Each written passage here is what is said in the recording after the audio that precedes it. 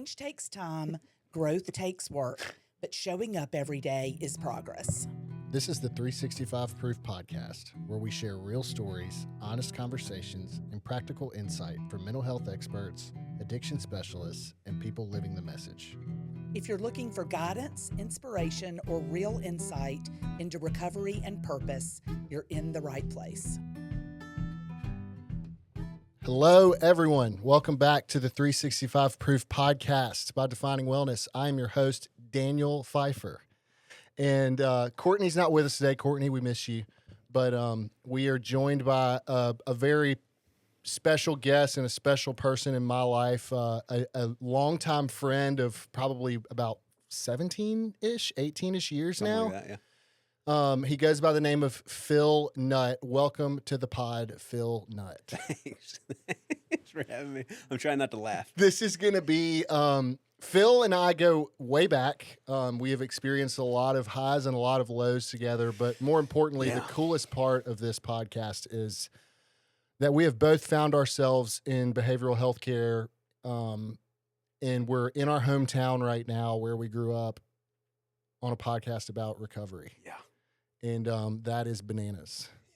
And so anyway, Phil is the director of marketing and admissions for Choice House, which is an incredible program based in Boulder, Colorado, gender-specific, long-term, high accountability, high structure, solid clinical. They do trauma work, but most importantly, they help men whose lives are unmanageable. And they're big believers in the 12 steps. And, you know, I've spoken many times about my own personal journey through treatment, and they're very much aligned with what got me sober. And so I love all things Choice House. I love the owners. I love the people that work within Choice House. Even therapists that work there now that I got sober with in Arizona years ago. It's pretty nuts. Shout out Scott Camp. But anyway, really glad you're here, dude. Welcome. Yeah, thank you. It's good. Funny to be here. Good to be here.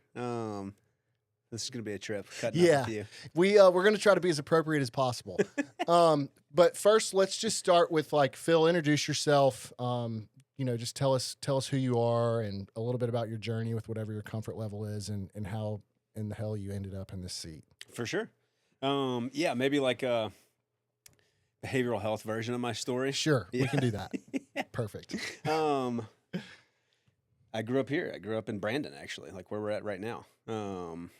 I moved around a little bit with mom and dad's houses, but my mom lives off of Grants Ferry on Lakeway. Right down the road. Yeah. So grew up right 20 minutes from here, less than that. Went to high school with you. Discovered booze when I was 15. Yep. You know, and the rest is history. All right, quick story. Yeah, I mean, I grew up feeling... I like the word frustrated more than anything because I've got all of this language now to describe what was going on, what was underlying the way that I was feeling, the way I felt when I first used drugs and took a drink. It's funny to put myself back. What did I actually feel like? Because I didn't have all this language or knowledge of any of that stuff. And I just remember feeling frustrated, a little bit different. Too good for the bad kids, too bad for the good kids. Yep. You know? And I've got alcoholism and addiction in my family, and every different kind of mental health diagnosis in my family. And so I was not going to drink. And I remember being a late bloomer here was me drinking for the first time at 15 and a half. I remember as well. Yeah. Yes. Which is insane that a late bloomer here, the way we... Is 15 and a half. Yeah, that's pretty nuts. I remember even so much as having a judgmental and proselytizing opinion about drinking. And then the same way the big book describes the mental blank spot, when I was 15 and a half, I was at Dylan's, a buddy's house, and we were drinking that night on Halloween. And I just said, well, I'll just take a drink. Jack and Coke, half and half, red Solo cup. Yeah. And I don't know how much I drank, but I blacked out that night and puked. And from that point on, I guess that was 10th grade. I was 15, so I couldn't drink all the time. Right. But every time there was an opportunity to take a drink, I was excited. Yeah. And I wanted to, and that's what I was doing. And you went balls to the wall. Balls to the wall, and I didn't get deep into other drugs other than pot. I smoked a ton of weed growing up Mm-hmm. in high school, on the way to school. Yeah, for sure. You know? Yeah. But like anything that was in front of me, if anything showed up, I was down to take it. Yeah. And I think this is a blend of, I know I felt this way at the time, and it's some language I've got now. But I remember like just like my shoulders could drop. Like I was one of the fellas. I was just a regular person all of a sudden. I wasn't better than or worse than anybody, and I would always bounce between the two. I'm the smartest guy in the world, and I'm better than everybody in this room, or I'm the most worthless human being alive, and I'm worse than Yeah. everybody in this room. And all of a sudden, I rejoined God and the world and its people. I mean, I really remember that because like everybody else drank, and so I was doing it too. And I just started to feel a little bit more normal and regular. And it was a great little tool for me. Yeah, absolutely. And so, yeah, I mean, that less than 4 years later, I was getting a 0.2 GPA at Belmont my second semester up in Nashville, and I became available to go to rehab. Yes. Yeah. My parents, Imagine that. you Right. know? Yeah. Yeah, and so and I mean, all kinds of different stuff happened. I have childhood trauma. I had, my parents made mistakes, as all of ours do. And I seem to kind of have the bug a little bit. I think there's generational trauma in there too. I think my parents were not educated on how to spot this thing, how to see that, maybe Phil's going to have some problems here, writing's on the wall a little bit. And, yeah, I was just talking to Corey about this when he was driving me over. I was going to Ole Miss until a month and a half before. I was going to be roommates with Dalton. I had a room in Stockard. Yeah. And I called my dad, and literally by some like divine bit of insight, I said like, I think I'm going to die if I go to Oxford. Yeah. I called my dad and told him that. He was like, well, yeah, all right, let's do something else. He didn't think like, well, this is alarming. Yeah. It's like, yeah, well, let's just change paths here. Yeah. So he and my stepmom helped me get to Belmont up in Nashville. I went there for a year. It's a music school. I'm a music guy. I was a great music guy my senior year of high school, and then I get to a school built for music kids, and I was like, I'm not a music guy, it turns out. Yeah, right. This one kid can hear anything and just, I'm in a whole different caliber up there. And I remember like the first or second night up there, I found a crew, and we got our hands on some drugs, and we were listening to dubstep with, a couple of subwoofers in the back and drinking, and I was just like, I'm going to be just fine. Yeah, this place is the best. Yeah. So I got into a whole bunch of trouble up there. Yeah. I pledged a fraternity. I got blackballed twice, and they decided to keep me in. Those are stories I can't tell on the podcast. Right. But yeah, I got initiated my second semester, and then I think I got a 2.0 my first semester. I barely kept it through. And then a 0.2 my second semester. And at one night towards the end, I was very, very drunk, and I called my stepmom and said, like, I need some help. Forgot about that conversation entirely. Right. And then my dad called me the couple of days before exam week started, said, hey, Phil, this is a mistake, by the way. Said, hey, Phil, the family's been talking. You're going to go to rehab, so finish your exams up strong, and we'll get you out there. Oh, man. And I was like, yeah, right. You're not, dog. yeah, for sure. I'll get right on that. So I went to Frugal McDougal's and picked up a lot of vodka. And some good coke and marijuana and all the stuff, Yeah. I started driving down to Oxford to just kind of rage for a week. Is this the trip This with is the fire lost extinguisher? week. This is the lost week. Yeah. I remember With the fire this. extinguishers, too. I was with I you. stole a bunch of fire extinguishers from the parking garage at Belmont on the way down before I left. I don't know why. I was just trying to get up to something. Yeah. And we got down there, and for the course of a week, well, I'll tell you the story this way. I remember coming to in my dorm room bed and back in Belmont, and I have some memories. They're hazy, but I remember thinking like, oh, I guess I just turned around, and I looked at my phone. It was like 5 days later. Yeah. And your car was still in Oxford, I remember. My car was in Oxford. I was in my sister's car. I had a million texts and missed calls, pictures, and I was just like, yo. Yeah, this is not good. And yeah, memories came back to me, but basically I went down there and was just more or less like blackout drunk for about a week. And then I got back in time for one exam the next morning, missed it, of course. Mm-hmm. Drove back down to Oxford to give my sister her car. My dad had a spare key, and we got my car and drove back down to Jackson. And then I got on a plane the next day to go to Utah to go to treatment. I, as a 19-year-old, had an incredibly unique experience and a lot of privilege in that my stepdad, a guy named Scott, had worked in the field Mm-hmm. for a good while. My mom, of course, loved him and trusted him. My dad also got along with my stepdad really well because he helped him with some people who he knew around Jackson to get sober. Mm-hmm. And this is what good treatment looks like, and this is kind of the way you do it, and here's what boundaries look like, and all the things. So when it came time to send 19-year-old Phil to treatment, Scott just told my parents, like, hey, Phil's going to Utah and Colorado, and he's going to be out there for about a year. He's probably going to move out there. We're not going to listen to anything he says for a year. Right. Which is, we were just joking about the Jordan Peterson. That's the maternal wound. Yeah, you right, know? yeah. For a mother to send her son out to Colorado, and I had devastated that relationship, and still she was terrified to hold a boundary with me and say, this is what you've got to do. I can't listen to what you want to do right now. Mm-hmm. And thank God. Because without Scott, I was going to be a dead guy. Yeah, for Straight sure. up, dude. Yeah. I mean, with the family situation going on, how bad of a true alcoholic I was already, just the spiritual sickness and emptiness and loneliness and anger and fear that I was dominated by. Like, I wasn't okay up here, you know? And I had to quiet that down. This miracle of Scott being in my life, I got that gift. Yeah. And I went out to Legacy Outdoor Adventures in Utah for 90 days. This is back in the day when wilderness was still wilderness. Yeah. Mm-hmm. So I was in the woods for 90 days in southern Utah. I tried to AMA 3 times. Yeah, where are you going to go? Yeah, which is against medical advice discharge. I tried to leave. The first time I wandered around and I was just like, all right, well, I should come back. And the second time I wandered for a couple days. They sent a counselor with me because they can't just let a kid die out in the woods. Yeah, right, of course. You know, and he was like, Phil, you should come back. And I was just like, shut up. Yeah, I'm leaving. Yeah. My plan at the time, genuinely, was I was going to find a gas station. I was going to drink every drop of alcohol they had in there. And I was going to punch through a window and grab that glass and slit my wrist, was my plan. Mm. I found myself back having the same plan about 9 months later. But I started to have the experience out there, stayed put.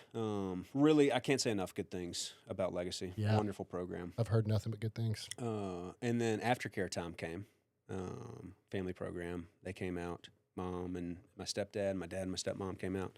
And I remember, like it was yesterday, we were sitting in the family program. My dad and stepmom, my mom and stepdad, the counselors, Ray Barlow and I think Troy Faddis were in the middle. And they were talking about aftercare. Hey, Phil, this is what we're doing. Yeah. You're not coming back to Mississippi. I'm huffing and puffing and carrying on. And I remember we were like, I can't remember it exactly, but I remember we were kind of getting there and I was kind of just starting to accept the reality of what was going to happen. And my dad... I remember you telling me this. The story. My dad, from a place of love and from a place of trying to introduce agency back into my life and empower me, and he was proud of me. I had completed this thing. I had a big beard, and wild mountain man hair, and I had done a hard thing. And my dad said, well, Phil, you want to come back to Mississippi, we'll set you up. You got to get a job, and you got to kind of prove it and do a real good job for a year, and then you'll be back, in good standing. And I watched the clinicians and my mom and stepdad's faces just fall. They were like, oh, no. Yeah, it was nuked. And by just the amount of times that God has popped in, introducing Scott into my life, giving me the wherewithal to call my stepmom and ask for help, the decision to not go to Ole Miss. This was maybe one of the biggest ones that I just kind of got to see looking down on this situation. Here are professionals in the behavioral health world giving my family advice, and my dad is doing something different, and I'm going to take that out, and this is going to, I'm going to relapse. Yeah. Or just something bad's going to happen. Mm-hmm. As a 19-year-old who had no interest in getting sober, it's a miracle. I did not have that in me. The same way I don't have the ability to not pick up a drink. I get that from my higher power. Like in that moment, I was gifted this thing, and I went to Jaywalker. They said, you're going to 90 days of residential out here. Interesting story. One guy who was graduating 2 days before me wanted to go to Foundation House in Maine. I wanted to go there too. They only had one bed left. I don't know why, because I didn't have this in me either. Is that where Joseph went? Joseph went there, yeah. It was like an altruistic decision. My buddy Charlie, Chuck Tracy, he was going up there, or he said he wasn't going to go unless he could go to Foundation. So I was like, I'll go to Jaywalker so they have the bed for him. And I'm so glad I did, because the rest of my life has been in Colorado since I got sober. I went out there. I was there for 90 days. legacy was this coming to manhood, coming into adulthood, a lot of ritual, just that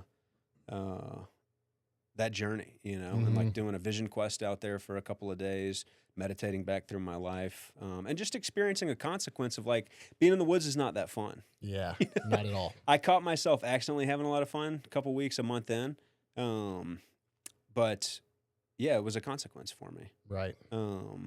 Went to Jaywalker. I was there for 90. I started really crushing meetings. Got into the 12 steps. Did a little bit of therapy, but mostly a lot of 12 steps. Got to be buddies with the boys. Started fly fishing and playing golf and doing fun stuff outdoors. Yeah. And Jaywalker is an interesting program. I mean, Bobby Ferguson, who started it, who's like the father now of long-term young men's treatment. Yep. Bobby, too, and like Spirit Mountain down in Utah or Arizona. Spirit Mountain. Yeah. While back. Yeah. Program from a while back. We're like this kind of model.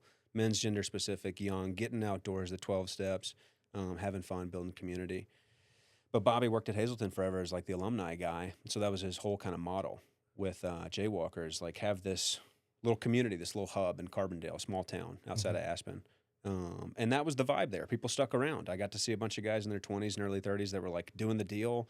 They were cool. They were in shape. They were fly fishing and skiing and getting after it. And they had girlfriends and their relationships with their parents were good.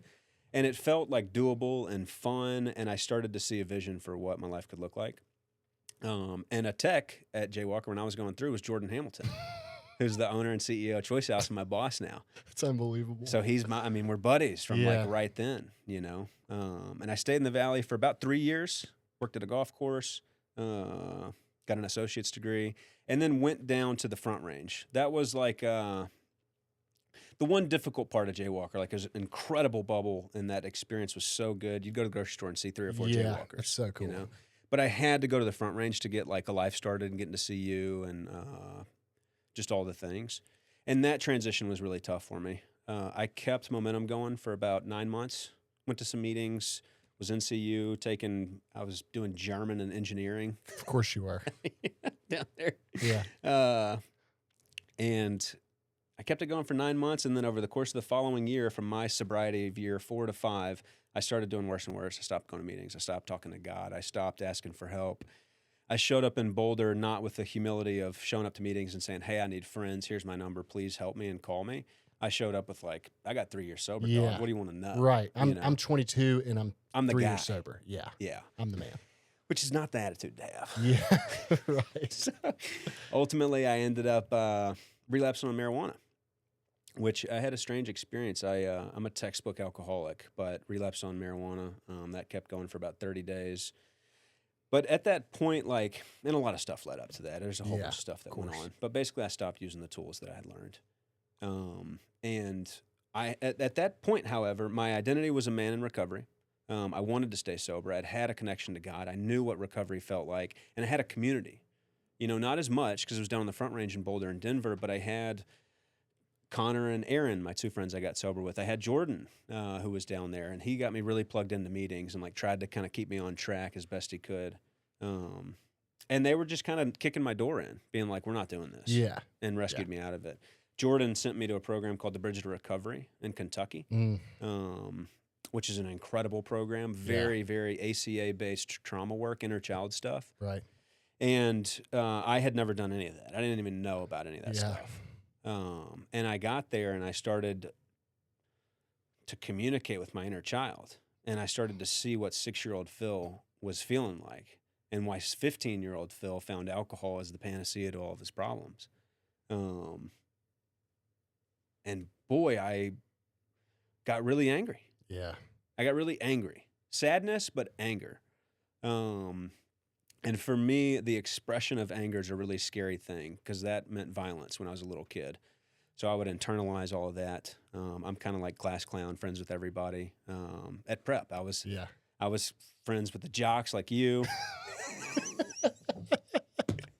I was in band and I was like kind of nerdy. Yeah. I was buddies with the car guys. Yeah, Nima you and CJ. were floating around for sure. Yeah. We had a good class though, man. We did. We all got along. We did. really did. And that I don't know, I picked up some of that stuff, the social chameleon stuff. And I started to look at the love avoidant and love addicted cycles. That hit me harder than the big book hit me when I Really? looked at it. oh my gosh. I mean, you know, the Yeah. relationships I had in high school, Mm-hmm. how love addicted and avoidant I was in different relationships. So it introduced all this new language, and it introduced this Venn diagram that I'm so fascinated with now, and that I spend a lot of my time thinking about, which is, where is professional clinical work from an attachment and trauma lens equipped to treat my problems in the way that the 12 steps is not? And where's the 12 steps equipped to treat the spiritual emptiness that a clinician is not, Right. period? Yeah. It is God's Amen. intervention that I need. And there's a pretty big overlap in there too, of all that stuff that's similar, which is my quest to be a better man and this man that I want to be. Mm-hmm. But boy, I mean, I don't know, man. I think for the first time, I think alcoholics, all of us, are based in a lot of shame. And that shame, they started to explain to me, gets handed to us, and it's not mine, and I have to give that back. And I could never wrap my head around that, because 33-year-old Phil today, at the time, 25-year-old Phil, I had zero patience for him. Perfection or you're dead. Yep. You're sober. Like, how dare you? You've got God on your side. If you make any mistake, that means you're not leaning on him. Yeah. You should be batting 1,000 Mm-hmm. at this point. And I started to look at 6-year-old little Phil and this guy who picked up a drink for the first time, and it just started to make a lot of sense to me. I remember like this inner child meditation of seeing a 6-year-old Phil you might relate to this, Fife, of this 6-year-old Phil on the golf course that just was so angry. And I would hit a bad shot, and I would just slam my club, and I would throw him. And we did this little meditation practice where, like, adult Phil, came and talked to this kid. And I, like, picked him up, and he was sitting on my hip, and, like, he was just so scared and frustrated. And he was, he just, like, needed a really, really emotionally regulated, calming, loving presence, who he knew, no matter what, under any circumstances, was going to love him. There was unconditional love. And I've found that through my higher power now. My relationship with my parents has improved a lot. Mm-hmm. But ultimately, like, I need a heavenly father. Yeah. You know? And man, I left this place getting introduced to all that stuff with a bunch of information about myself, which the big book says self-knowledge availed us nothing. 100%. So what do I do with that? Because I can have a cathartic and profound experience. I can excavate all of this stuff, but what I'm excavating is uranium, dude. And I need God to deal with that. Yeah. I don't care if a clinician's got 16 PhDs or Jordan Peterson, you know? Yeah. Like, I need a higher power to deal with Yeah. that. And so, man, I got back to Boulder. I started working with this guy, Paul, as a sponsor, because I really liked what he shared in a meeting one night. Met with him for 2 months, and then he introduced me to my sponsor, Dave. I've heard a lot about Dave. Yeah. Dave's the man. He's a guy from New Orleans, and he started sponsoring me. Paul said, I can help you with your spiritual journey. I think for the steps, Dave is going to be the perfect fit for you. So I started meeting with this guy, and he slowly read me through the book. And that was in 2018, early 2018. And I got to work a 4th step on my mom and dad. And it was the most important thing I've ever done, the 4th step. I wrote down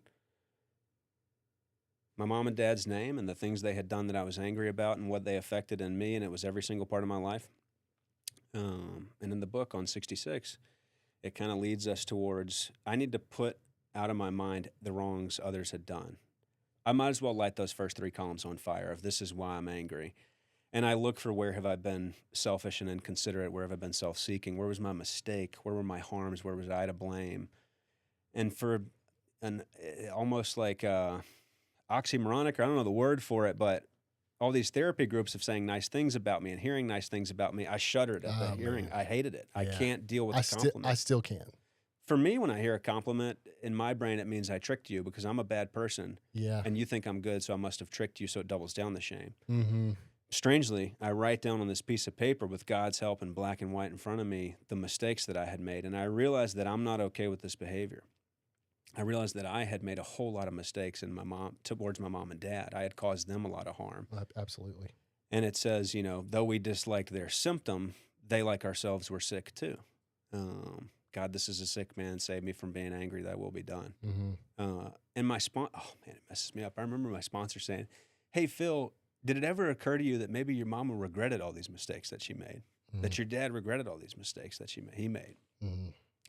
And I just got a whole bunch of love opened up in my heart, man.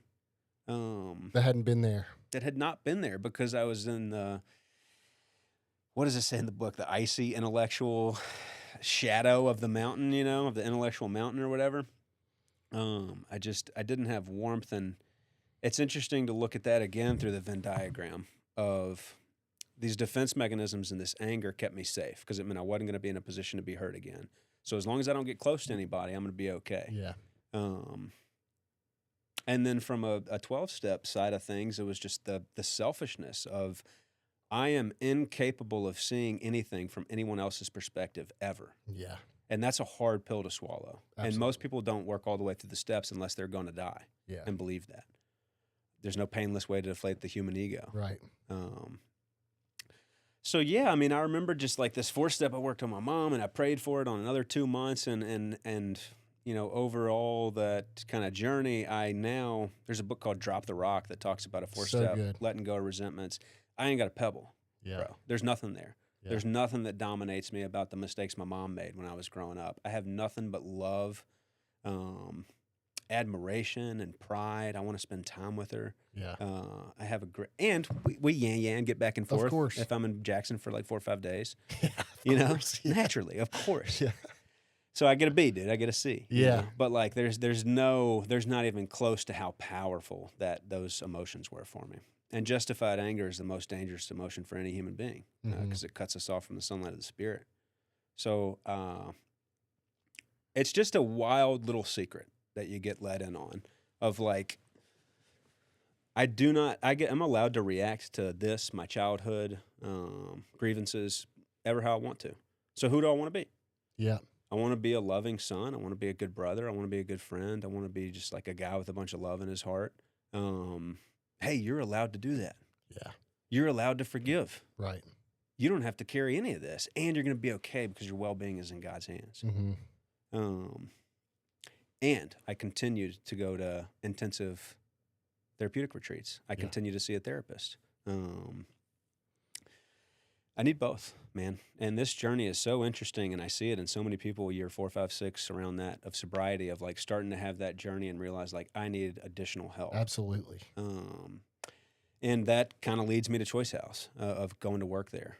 Jordan Hamilton is a guy that he's the only guy I initially would work for. I've met some people in the field now that I like have an incredible amount of love and respect for, and I see what their ethics are and the character of them that I would work for. There's not a ton. Yeah. But Hamilton, like he's just, man, he has rescued me a couple of times, dude. Drug me out of the cave, which Yeah. I am an isolating cave dweller, Yeah, dude, for of shame sure. and self-pity. Yeah. My sponsor says, sometimes, dude, I get tidal waves of self-pity. Yeah. Tidal waves. I love that. He's from New Orleans. He talks like That's that. so He's the good. best. But yeah, he's the man. And, I graduated from CU in 2020 and was screwing around, kind of doing some work, not really. Getting back isolated. I was getting back to that same guy before I relapsed. And he offered me a job, come do admissions for him at Choice. I had been around Choice since 2015 when I first moved down. I sponsored a bunch of guys. I've heard a 5th step in every single one of the sober houses. Yeah. And Kyle, who's the previous admissions director, was a home group member with me at my home group. So we were close. And I joined thinking just like, this is insane. Yeah. I have no clue what I'm doing. And started doing admissions and got really, really good training from good men, Josh Miller and Jordan Yeah. Hamilton, Kyle Eggemeyer. And just got kind of educated on like what this looks like, what it looks like to be focused on the family as a whole Mhm. and helping mom and dad. And then I started to get on the phone with some families. And it became very, very natural to me. And I had this basis of just like, I know that this is a great program. And if we're not the right fit for you, I'm going to work really hard to get you to the right one. And on that foundation, I can be a pretty fierce truth teller. Absolutely. Because I have no second guesses about like, am I doing this just to get a guy in the door at Choice? Yeah. I know I'm not. It's without a shadow of a doubt. And if that was a part of my thought process, then I probably wouldn't be able to tell the truth. And I will say in admissions, it's a nuanced area. I don't want to fearmonger, but I have to tell these families the truth, which is addiction is a progressive and fatal disease. Mm-hmm. And it generally requires an aligned and boundaried family system unit. It requires a little bit of agency from the guy, like a little bit, just a mustard seed of willingness and open-mindedness, but it does require that. And then just really good clinical work, really good 12 steps, a community, and then things that we do. And so, yeah, I've been there since February of 22. Yeah, it's crazy. I started in April. We 22. started like right at the same time. Yeah. And me and you were figuring this whole thing out, talking on the phone all the time. Like, what are we doing? What are we doing? But it's a fascinating and very fulfilling and very difficult and challenging, at times like demoralizing, at times filled with hope, career and job. Yeah. But I just can't see myself doing anything else. Yeah. I mean, I was going to say, I can't. I remember when I made the decision to take the jump into this world, and now that I'm in it, I don't believe or have enough passion for anything else. Yeah. Because like I tell people all the time, it's like without somebody doing what I do, I would probably not be here. Mm. I love, it's funny because like I know your story. Yeah. And like, but like when I hear you tell it, I just, man, I didn't mean to turn this into a speaker. no, it's Okay. it's the best because you're talking about solution. Mhm. You're talking about integrity. You're talking about being honest with yourself. You're talking about figuring out who you are. And, when you brought up that, 6-year-old Phil on the golf course and hitting the bad shot, man, I can't, that lives inside of me. Yeah, still.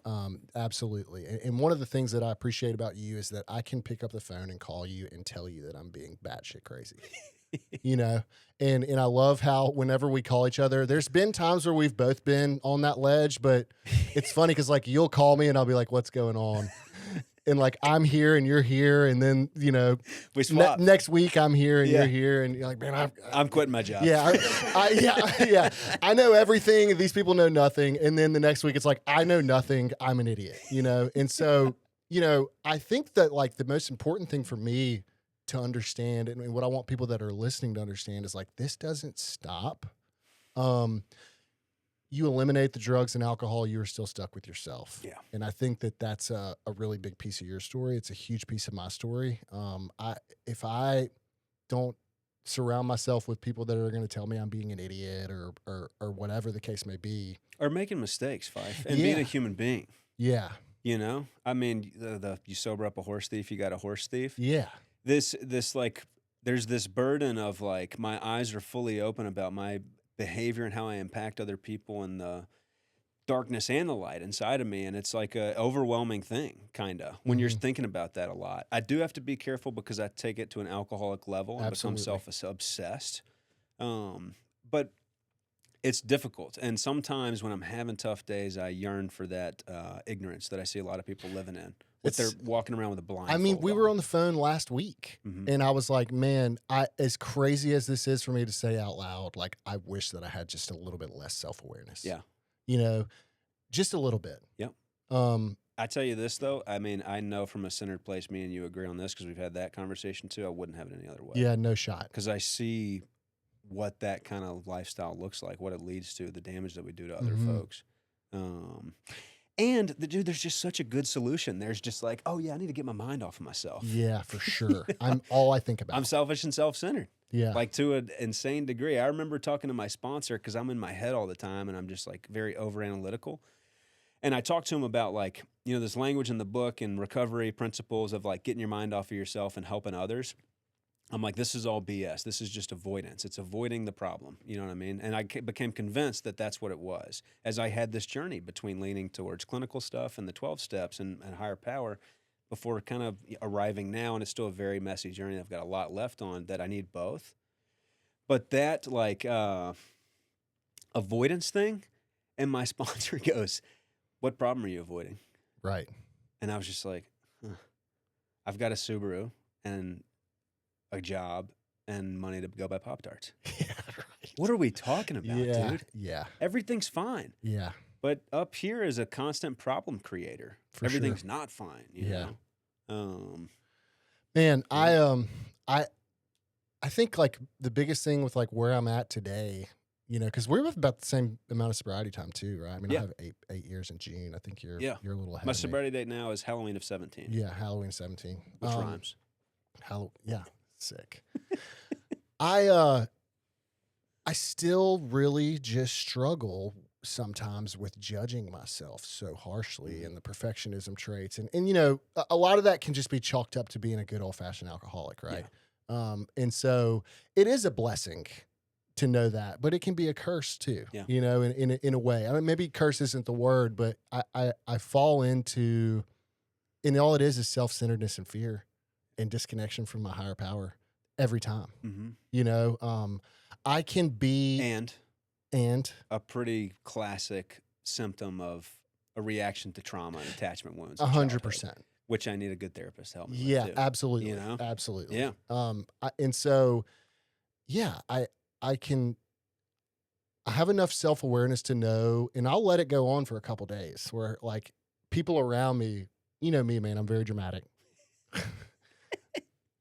It's very obvious when I'm unhappy and when I'm happy, and I've always been that way. I'm the same, heart on the sleeve. I've definitely learned how to channel my fear from anger into different things that may be more healthy, but still not super healthy. Tennis, food, whatever, work. Yeah. Work's a big one. Yeah. But like at the end of the day, it's a constant, like I love myself enough now to continue to put in the work. And so, man, I had no clue who I was. None. My sponsor talks about before I write a 4-step down, I don't know what my rules are. And so I'm out there breaking my own rules because I don't even know what they are. Yeah, right. And how is that fair? Yeah. It's not. You're not even giving yourself a fair chance at that point. Mm. But man, I am very fortunate to have a new lens on a lot of different things. But I think, for me, just continuing to be able to have conversations with people like you and man, it feels so good to be able to like say I'm being an idiot and not saying I'm an idiot. Yeah. And I still do that from time to time. That shame is so deep rooted, and you do the work and you make progress, but it's still there. Yeah. It's still there. It's just how can I manage this without just wrecking everything around me? Yeah. And so I can do that because of all of the work that I've done in therapy, all of what God has done for me, most importantly, and the 12 steps of Alcoholics Anonymous, working with a sponsor, having a community, taking suggestions. I mean, man, like, when we work with these young guys, you see yourself. Every time. You see your mom, you see your dad. And when you mention like going into, it's so funny because I heard you say, I had no idea what I was doing, but in reality, you knew exactly what you were supposed to be in a doing. way.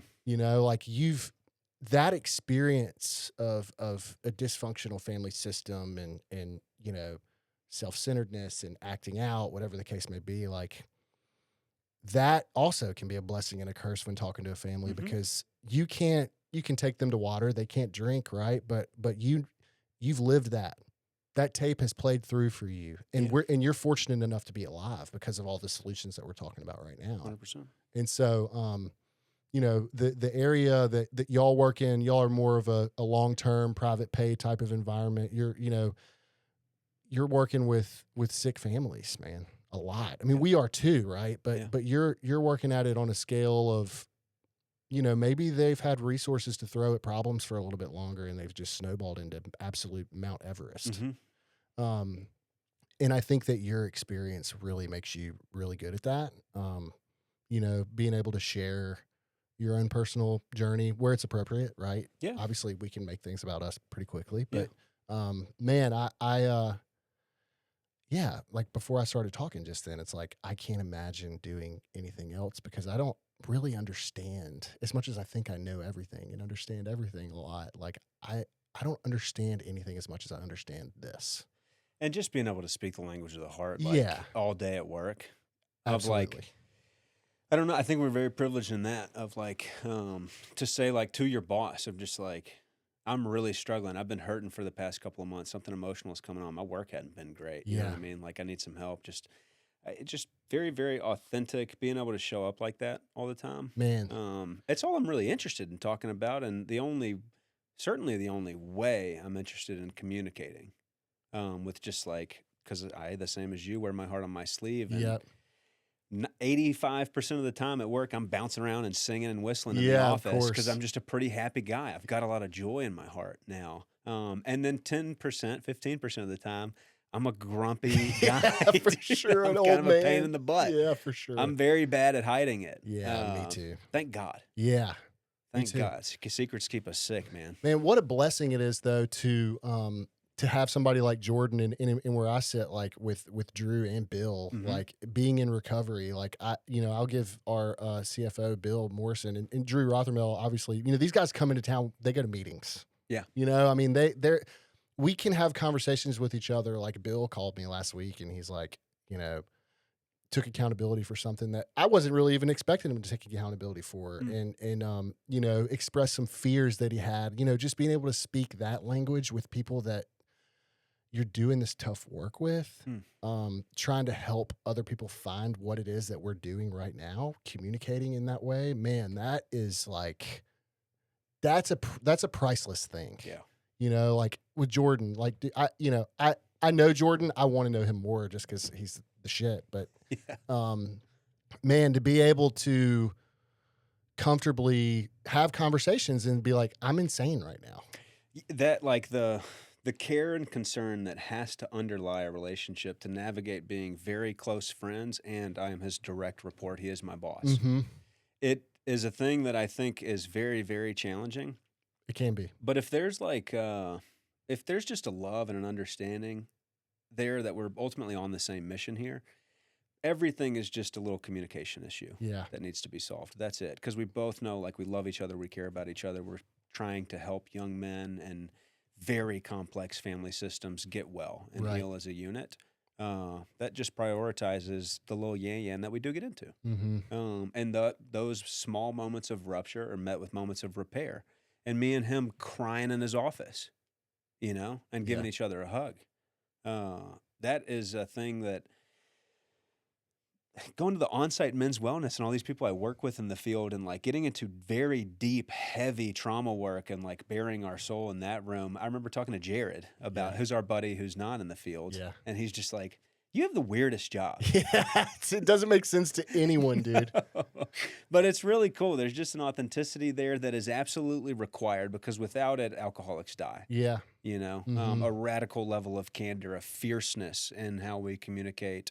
That I think, you and I growing up down here didn't experience a lot of. That was going to be my next question is like realistically, how much of this culture that we are products of had an effect on the way we were able to, I mean, man, I would say mine is very, it's a substantial amount. The way I wanted to be perceived was extremely important, man, like exhausting. And what's crazy is like my parents have their stuff. Same thing as you, generational, personal alcoholism, mental health, diagnosis, you name it. I've got it. We talk about that all the time. But this environment, like my parents, like yours weren't, I don't feel like were this way, where it's like they weren't, you need to be the smartest, the best athlete, all these things. No. But in a way, the culture that we were in kind of put that pressure on me in itself. I obviously put a lot of that pressure on myself, but like, man, this environment that we grew up in, it was like, it affected me a lot. And I can't express the feeling of relief and weight being lifted when I realized that like, I don't have to be anybody for anybody else. You know what I mean? Like, I've got to figure out who I am for me. And like, I'm going to let these people love me until I can love myself. And man, when I got to that point where I love myself in a healthy way, sometimes unhealthy, but mostly healthy, like I felt a sense of freedom that I had never tasted before. You know what I mean? Yeah. Yeah, man. I call it deep South psychosis. I love it. Deep South psychosis. That's Like, a term we should coin. we're more focused down here on like, oh, that was rude, instead of like, oh, someone's telling me something that's going to save my life. Everybody's so sweet down here, and we have that reputation as the hospitality state. Yeah.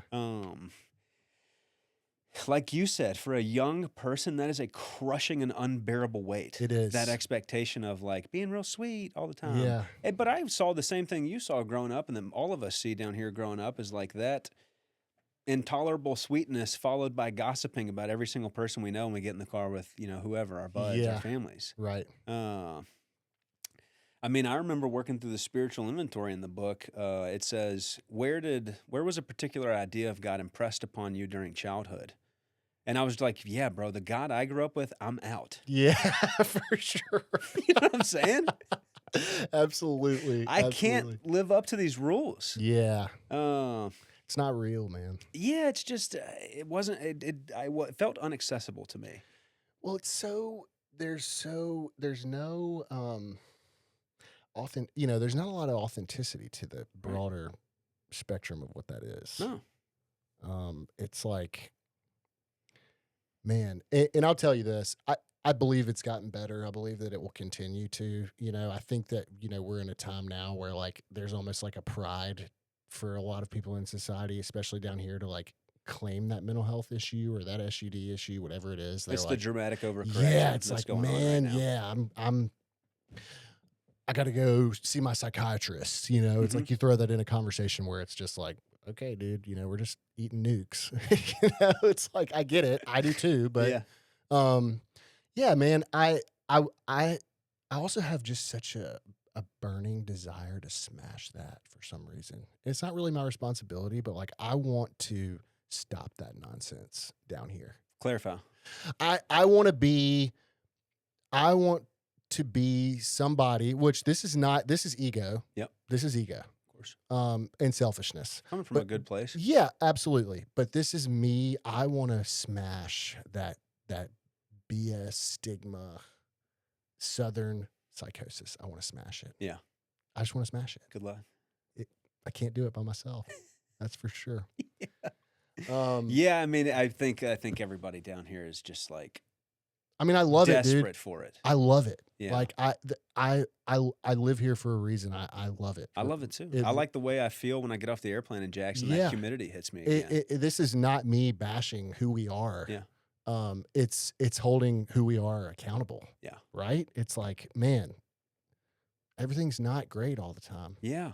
It's just not. And the it's almost like a 1950s, 1960s chase for the happiness. The way they talk like in Mad Men with Don Draper talking Yeah. about it. Of like it's a moment before more happiness. We're craving this just like everything's okay and I'm feeling good and settled, and running away from like this discomfort of very uncomfortable truths being voiced.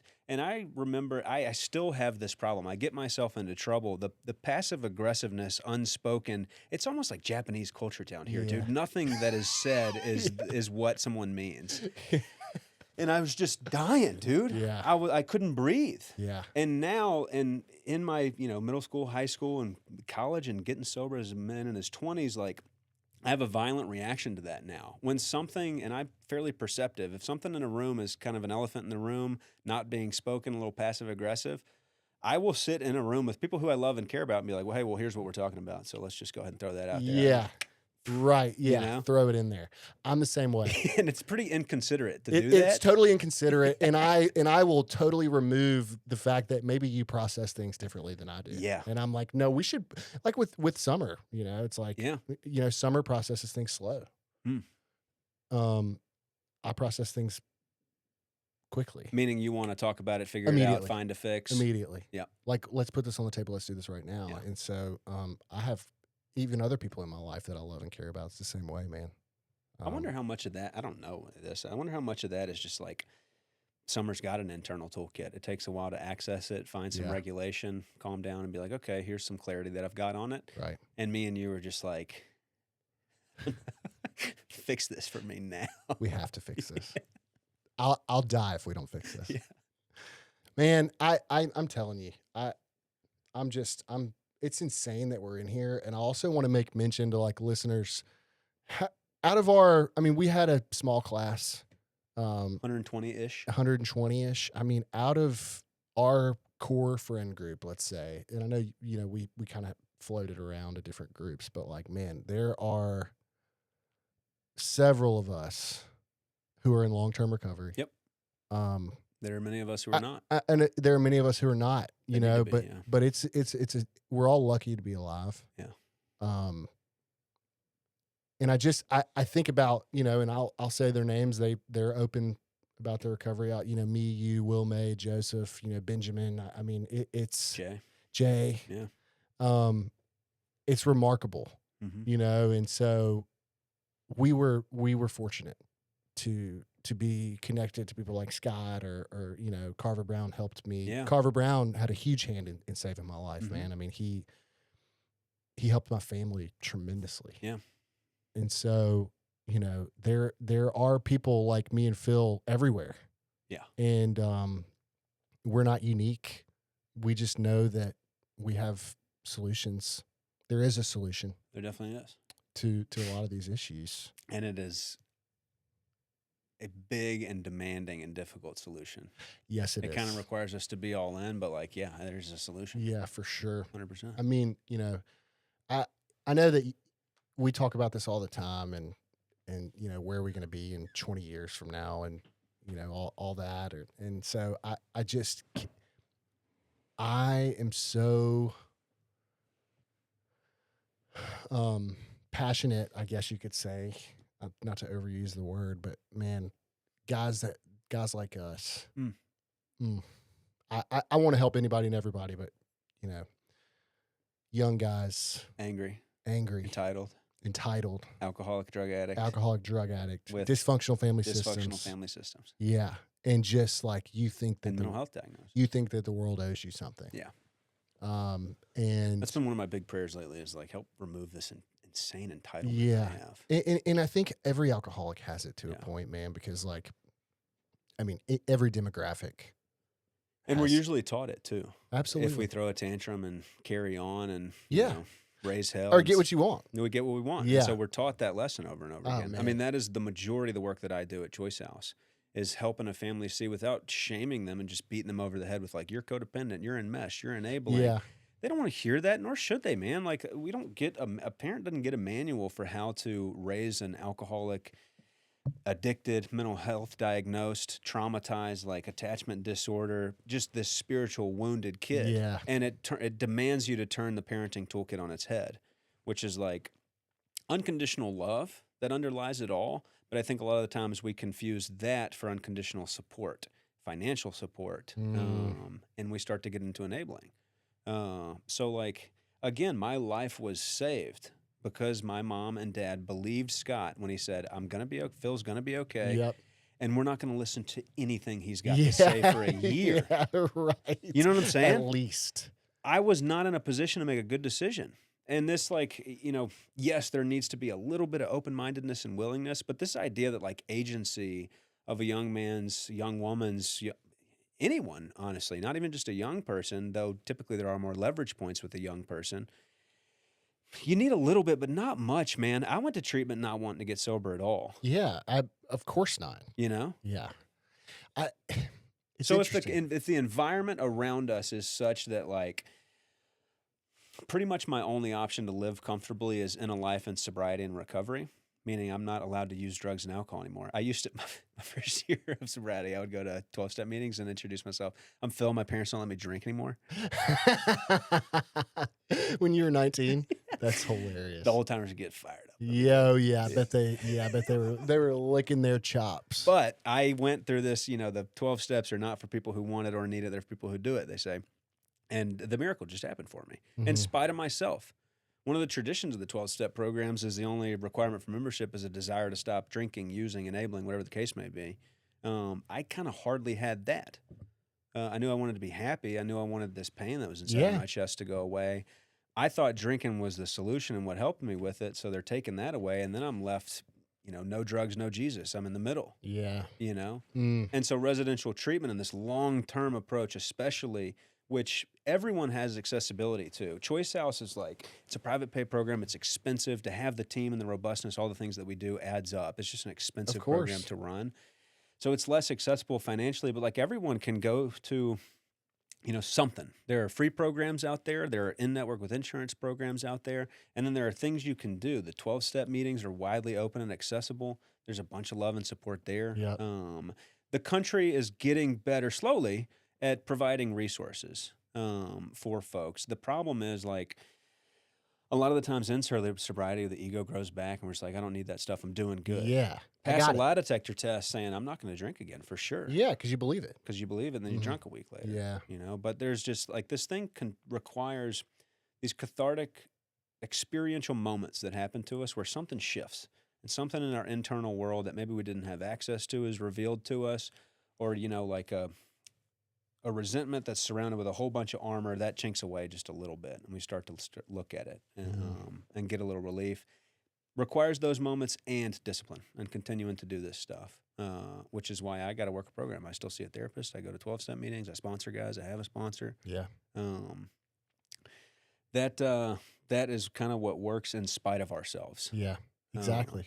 And I think this whole process, I've been thinking about this a lot lately, is like how I remember what it felt like was like remembering that I'm a good boy, which sounds silly and like diminutive in some way, but like I remember feeling like a bad kid, like I was bad. Yeah. And I just wanted to like love my mom and dad. Yeah. I wanted to love my buddies. I wanted to love my little sister and show up for her. And I was met with this alcoholism that I didn't ask for. Yeah.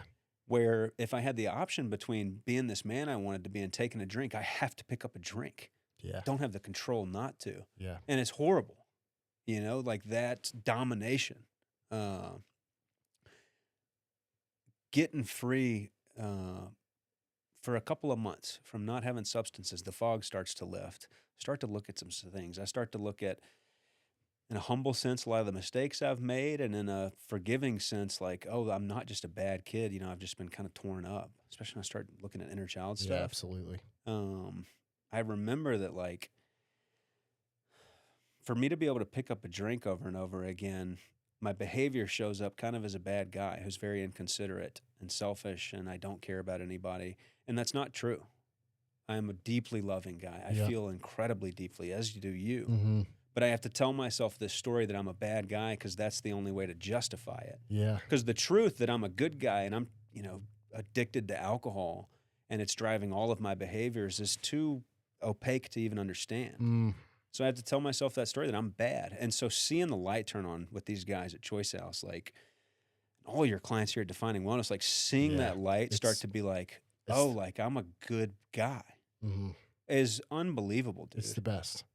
And I tell you, I've been something recently that's been going on that's been a really difficult and also beneficial spiritual journey I've been on. Is me and my dad have a difficult relationship. He's born in the 40s. Yeah. He had a much, much, much different childhood than I did. He had a very difficult childhood. And we both love each other so much and have an unbelievable amount of difficulty expressing that to each other. Yeah. It's almost like we're speaking Japanese and Chinese, trying to communicate. And I'm alcoholic, so I think like this is a unique experience. No one else has this. Everyone in America struggles with communicating emotionally with their dad for the most part. But that, like, I don't know, recently starting to connect with this idea of like my well-being is in God's hands. I can let go of all these things that I think I need or want or deserve from my dad, and just know that just like I really want to love this guy and spend some time with him. In reaction to, as opposed to like having the tantrum of like, you need to reparent me. Right. And I need this and this and this and this and this. You're not doing this right. Yeah. My dad's doing great, man. Yeah, he is. The improvements he's made on his dad. Yeah. Come on. Yeah, it's unbelievable. But I just can only see through my own lens, and I want this, this, and this to change. But just this truth of I don't need any of those things. I am okay. I am taken care of. And me and him can love each other, and it's probably not going to look like what I want it to or what he wants it to. But a closeness and an intimacy there can exist. If I can step into just like some acceptance for who I am and who he is, you know, Yeah, absolutely. I mean, we talk about our dads to each other nonstop. all the time. Um, yeah, I sometimes like, and my dad and I's relationship is incredible, but it's also got its stuff, Mm. and it's shifted in a way, in a really cool way, where he asked me for advice Hmm. on certain things, which is insane for me to understand based on the way I used to feel about myself and the way I looked at him as, I've had my dad on a pedestal my entire life. He's our first higher power. Yeah, 100%. Boy. And so, to be able to do that is, the most powerful thing in my life today, outside of, my relationship with my family and my children. I mean, I have 2 sons. So to be able to like translate all of that into being a dad is not something that I can express with words. Mm. We talk about throwing a tantrum and getting what we want. I literally got onto my 3-year-old yesterday because he was throwing a tantrum because he wanted to watch TV when he got home from daycare. And I was like, hey, dude, you're not watching TV until 6 o'clock. You can literally cry for 3 hours if you want to. Yeah. I don't care. I mean, I care, but like, you're not getting what you want. Right. And so, Which probably feels hard. exactly. Yeah. And when we were talking about families earlier, it's easy for us to tell these it's so easy and natural and real for me to tell a family, like, just do this. Yeah. Here's the solution. Just do this. Here's the solution. And now that I have kids, I'm like, oh, lock my kid out of my house? Yeah, right. No chance. Yeah. And so like I want families to know that, like, yes, we understand that. It's a weird place to be. Yeah. Especially, and like you'll see this like when you have kids, man. It's the most important thing you can do. And I'm going to make mistakes. And I think that like learning from my parents' mistakes and what they learned from their environments that they were brought into, like just understanding like what generational, kids watch what you do. Mm-hmm. I have the same exact mannerisms as my dad. I walk identically to my dad. It just happens. Yeah. Kids watch, kids pay attention. My mother, when she gets upset, she isolates, she shuts down. She'll go on a walk out the door. I have some of that. Mm-hmm.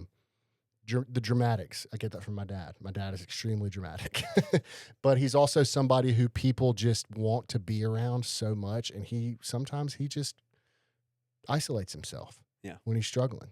And he's very open and honest about that. Really and so I learn, you learn, we're just learning. But in the end, it's like that knowing that everything's okay, everything's going to be okay is like what I have to cling on to. That's the foundational shift. Yeah, I think. 100%. It's like, you take that deep breath. That's it. Yeah. I mean, is the world and all its people in God's hands and he's got it taken care of or not? Right. And I operate a lot of the times from the place of like, I have got to be a Swiss watchmaker. Oh, yeah. Fixing all these things. I have and to fix constantly everything. managing things. Otherwise, it's all going to fall apart. And I still have I got a mountain of evidence now that like I need to do anything but that. 100%. And I still fall right back into it. And again, it's from a place, especially in the work that we do.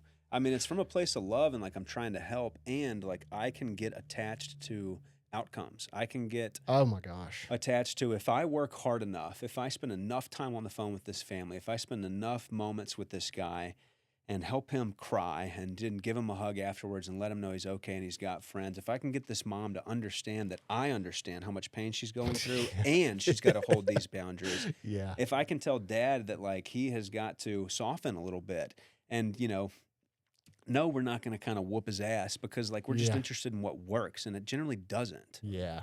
He needs a message of love and hope, his son does. So like if I can do all of those things, I'll save this guy. Is the delusion that I get caught into. Man, I get caught into that with coworkers. Yeah. That I love eternally and trust implicitly. If they've got an issue, I'm like, they come to me with it, and sometimes people just come to me with issues, and I just need to let them come to me with issues and give them I feedback. will fix It's this. not my responsibility. You to know what's fix it. funny? And they'll tell me that. Yeah. I just need you to listen. Just listen. It's funny how resentful I find myself a lot of the times at men and my dad too for like I say a problem and he just whips out the notepad and starts solving it. Yeah. I'm like, no, just listen to me. Yeah. That's all I do. Right. I just want to start solving stuff. Yeah, me too. We had something recently at work, and I just like, I kind of got brought into it, but not really. I inserted myself substantially after the door was cracked, Mm-hmm. and it came from a good place. Mhm. And it did get taken care of, but in the meantime, like, it stressed everybody out because I'm like, we have to do this, we have to do this, we have to fix this, and it's like, just listen. Yeah. Let somebody else do it. Let somebody else do something. You know, I mean, they can do it easily. Don't have to save the world. Don't have to save the world. Nor can you. No way. I was telling you about this. There's a guy right now who's a client with us who I am codependent with and have to be careful because I love him. I mean, he and one other guy who I spent a lot of time with in 2019, like opened up I didn't know I had the capacity for this much love. And he's one of the guys. And he just went through our family program by himself. His mom and dad are done. Yeah. His brother and sister, both of his brothers and sisters, they're not coming. It's like, this is the umpteenth treatment. Yeah. I was so drawn. I was like, I have to be in this family program with him as like his person, which is I've done before, but you got to kind of wear a professional's hat and a participant's hat a bit. It's nuanced but doable. And Jordan just said, buddy, he needs to feel that. He needs to feel that his mom and dad aren't in that room anymore. That this is what it's come to. Yeah. And it killed me to say, like, you were right. Yeah. But that ultimately, and this, moms and dads, is what it comes down to. That was about me. Yep. That was about my anxiety. Yep. And when I see a mother and father who cannot listen to behavioral health experts, I've been doing this for a couple of years, but I know what I'm talking about. Yeah. Our clinical team, Jill Krush, like, it's been in the field for 30 years, you know, as a guide at on-site. Like, she knows what you need to do. Here's the solution, and here's what it looks like. And our moms and dads will come with, like, nobody knows my son better than me. And yes, I hear you. Yeah, and absolutely. I need that collateral context as we look at this young man in a holistic picture and how to treat him well. But, like, y'all need to do what we tell you to do. And moms and dads, a lot of the times, can't do it. And the brutal truth underlying that, it is more about their anxieties and their need for their son to like them right now than him being alive. Because this is a progressive and fatal disease. Yep. To communicate that to a family, the fierceness in that, I cannot do that on the first or the second or the 10th call. But, you know, our guys are with us for a year, and I've become like a kind of a working part of these family systems in a way. I do my best to keep it appropriate, you know, and not like kind of enmeshed in the messiness. But I get very, very close with these families and with their sons. And when they can feel that there is like a lot of love underlying it, that me and Jordan are not operating from a place of how to make as much money as possible, but are trying to get boys well, and we're mission driven, then I can tell them, I can point that out to them. Boy, does Jill point that out to some families too. Jill's a wildcat. Yeah. She'll hit you with it. For sure. Sometimes before you're ready to hear it. Yeah. But that seed is planted, and sometimes what our role is, and again, I have to get away from like us thinking like this guy's got to get sober right now or we've failed. Sometimes our job and God's plan is to plant those seeds and do nothing but tell the truth. And so, you know, hopefully the consequences aren't too severe, but generally more come. That family will remember some of those things. How do you feel about where we're at as a field right now? Just, I mean, I know we've talked about this a lot, but you know, how do you feel about where we're at as a whole? It's so easy to get into judgment, focus on the bad parts. There are bad actors in the field. Absolutely. There's a lot of them. It's easy to judge other people's approaches, different therapeutic modalities, the different ways of doing things. I mean, we catch flack for not allowing Suboxone and Sublocade at Choice House, MAT, which is a funny interpretation of that. I mean, because that one, we got a year-long program, and we got an opportunity to get this guy off of those things. If a guy's going to in-network treatment for 30 days or less, going back home, maybe he's like around 30. and is a opiate addict, put him on Yeah, and Suboxone, has man. overdosed 6 times. Great Right. medication. It'll save his life. Yeah. We are just one of the spots that we're, not going to do that. Yeah. And here's why.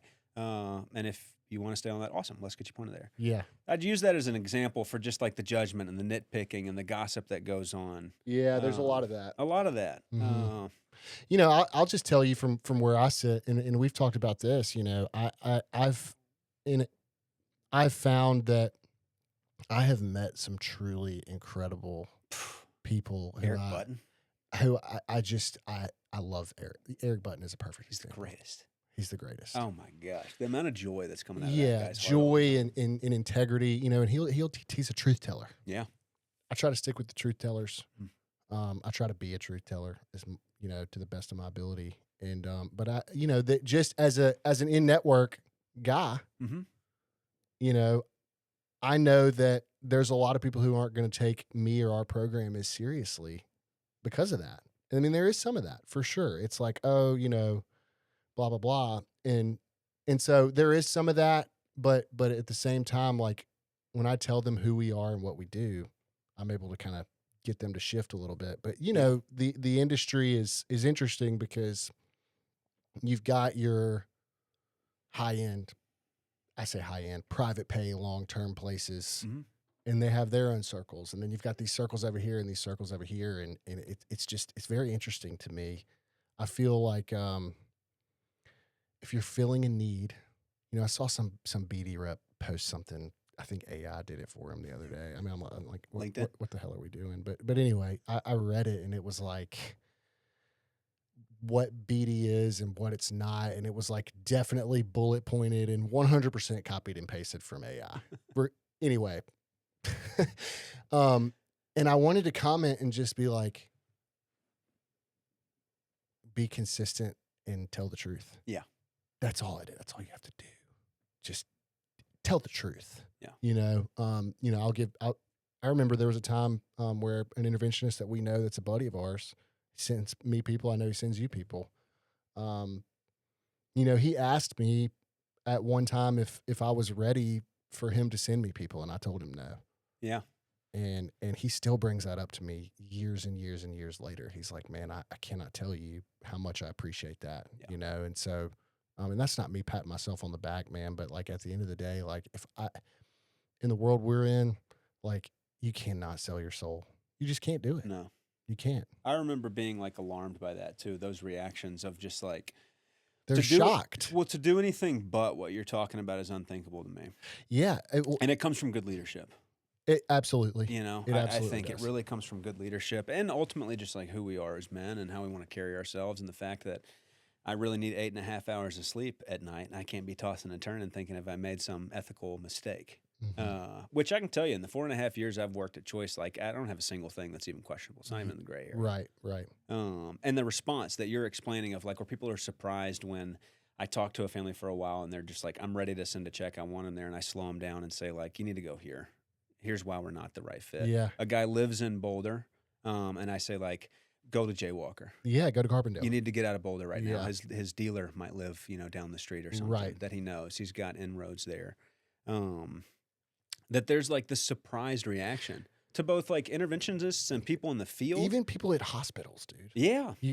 I mean, I remember doing an in-service at St. Dominic's when I first started, which, is funny because the two women you just met that run all of our clinical, they were there. Yeah. And I told them who was a good fit and who wasn't, and like half the room went. It was like their heads turned, like they saw an alien.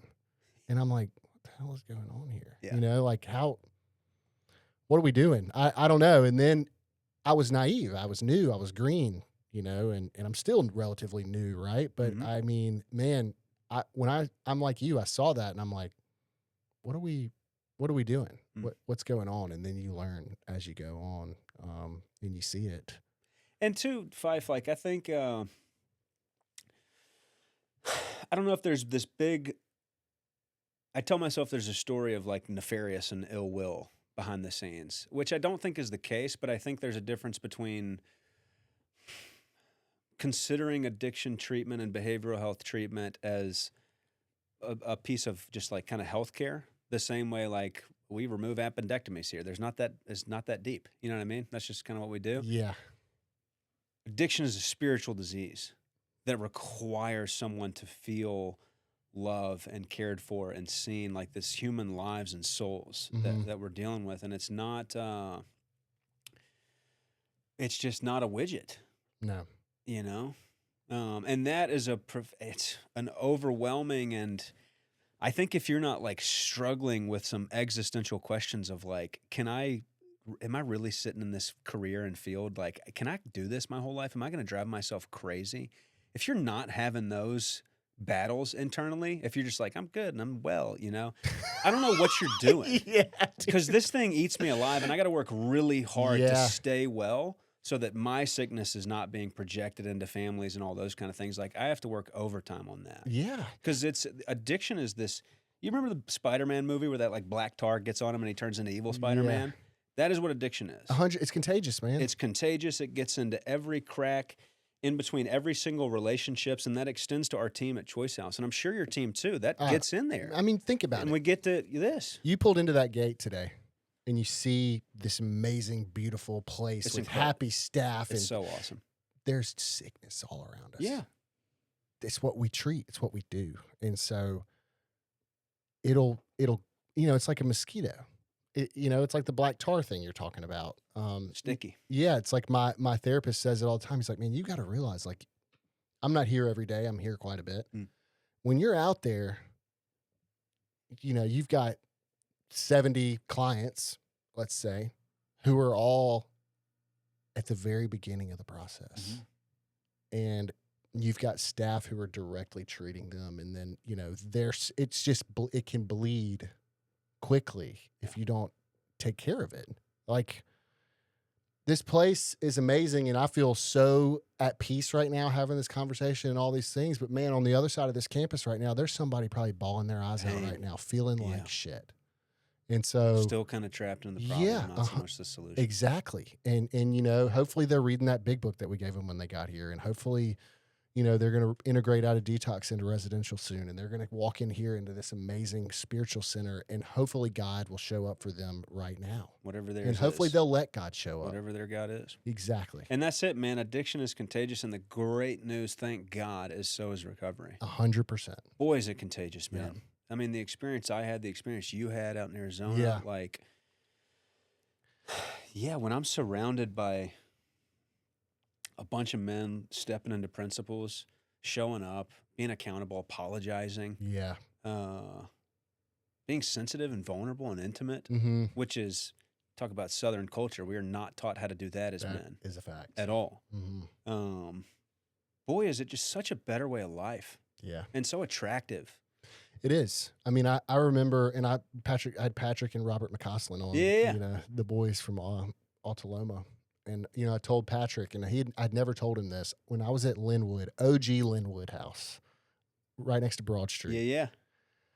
There was some opioid conference. I'm like 2 weeks out of treatment, and I see Jared Murray, Michael Fearman, Patrick Cheney, and Alex Cole walk into this house. I guess he was showing them the house. Electric. And I was a resident, and I looked at these dudes, and I'm like, these are like chill dudes. They like music. They Fly fishing. They're fly. Yeah. Fearman and Murray for sure. Yeah. They're into fitness. Jared runs like 1,000,000 miles a week. And I watch these guys. I'm just grateful for guys like that who have come before us. And they're all like really good buddies of ours now and colleagues, which is another beautiful thing, man. Like I hosted a dinner one night, and I looked around the room and I was like, man, all of these people believed in me enough to see me change and now trust me enough to work with me in whatever capacity that looks like. Yeah, how about that? I mean, it was Costas, it was Denise, it was Carver, it was Tim Rissler, it was all these people who knew me when I was a disaster. Yeah. And that is beautiful. I tell you too, I mean, I think like, oh man, I love you. And I remember like, I don't know, just spending any time with you in high school and like late middle school too, just like looking at you makes me laugh, dude. You're so funny and you're silly and you're goofy and you got a ton of love and you're just like an interesting cat. And I think even at our at our worst points, like that little gold chunk of God inside of us, a lot of people around us can see. Yeah. We lose sight of it. We can't remember it. We can't see it. I think that is an impermeable piece of gold that is God. Stays. Yeah. And we throw a whole bunch of stuff on top of it. And this program of reduction of which is what recovery is just like kind of slowly cleaning that stuff up, the wreckage of our past, cleaning 100%. it away. But that thing doesn't go anywhere. Yeah, it stays. It can't be shattered. Yep. Period. And so I'm sure that all those people you just mentioned of just like they've been seeing that since you were Right. showing It was your ass at impossible for me to B-House. see. Yeah. Show my ass at Bridge to Recovery. And that's it too. I mean, man, I a choice like these boys that we're working with, they're difficult boys. Yeah. They wild out Yeah, sometimes. for sure. It's so easy for me to see because I'm not his mother, his father, the woundedness that he's operating from. And there's a difference too. There's sometimes like when we're getting sober, we're just kind of being a prick. Yeah, for sure. And then sometimes Restless, irritable, and discontent. that's it. And sometimes we are just like, it's very clearly just operating from woundedness, you know? And to just have hope and like know that this thing gets so much better. Like our perspective from a family's of like, you have to have a little bit of ambivalence, like healthy detachment, ambivalence, to treat someone well. Because ultimately, like, there's nothing I can do to keep a guy sober. Right. There's nothing Choice House or Jordan or Jill Crush or you or anybody here at Defining Wellness can keep somebody sober. What we can do is like help them with a ton of tools, both clinical and 12-step. Yeah. Introduce them to just the truth of the reality of their situation.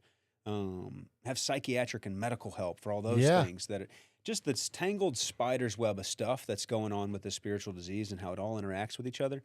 We can really effectively in residential treatment parse that apart and kind of identify and come up with a treatment plan for all of it. Right. But you can lead a horse to water, but you can't make him drink. And it ultimately comes down to that. And so that, like, I think for a parent, for a loved one, for an Al-Anon of someone who they just wish they could give this to and save. Yeah. When I got well was when I relapsed after a whole bunch of treatment, 9 months sober, and I got on the phone with my dad, and he did a 5-star job. He was like, Phil, this is a bummer. You know, you relapsed. I know you've been enjoying this recovery thing. It's been looking good on you. I'm proud of you. I love you to death. They're kicking you out because you drank. Right. Sober living. Listen, I found the cheapest place in the country I could find, which is the retreat in Wayzata, Minnesota. Which is incredible. Incredible program. I think at the time in 2012, it cost $3,500 for a month. It's room and board. It's just 12-steppers come in and volunteer. It's a little bit more expensive now because everything is. Right, of course. But this message sunk in of like, and my dad has resources. He had resources to support like another stay in a 90-day program. I had that. Right. I didn't lose that. I learned a lot. I gained an experience. I had some fun. I got this little window into what a life in recovery could look like. And I'm alcoholic. Yeah. So I got an opportunity to pick up a drink, and I picked it up because I didn't quite yet have that defense built up. I didn't know how to do that yet, and I hadn't worked through the steps. Yep.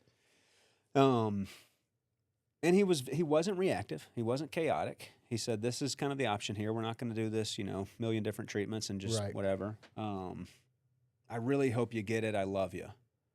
And I knew that the SWAT team helicopter was not coming again. Yeah. And it sunk in. And I think every person who's got this disease, we know if somebody's serious about a boundary or not.